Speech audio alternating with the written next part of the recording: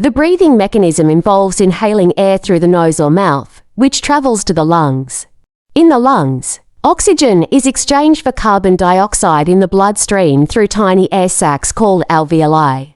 The diaphragm and intercostal muscles play a crucial role in this process, expanding the chest cavity during inhalation and contracting during exhalation.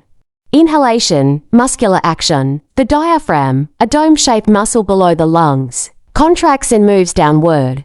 Simultaneously, the intercostal muscles between the ribs expand the chest cavity. Volume increase. This expansion lowers the air pressure in the lungs, causing air from the atmosphere to rush in through the nose or mouth. Air pathway. The inhaled air travels through the trachea, windpipe, and further into the bronchial tubes, ultimately reaching the lungs. Gas exchange in the lungs, alveoli. Within the lungs, air reaches millions of tiny air sacs called alveoli.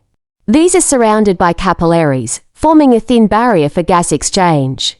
Oxygen-carbon dioxide exchange. Oxygen from the inhaled air diffuses into the bloodstream, while carbon dioxide, a waste product, moves from the blood into the alveoli.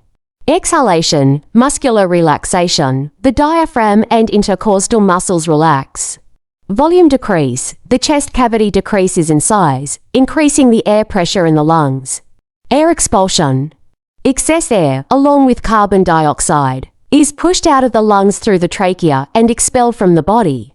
This continuous cycle of inhalation and exhalation is essential for supplying the body with oxygen and removing carbon dioxide, supporting cellular functions and maintaining physiological balance.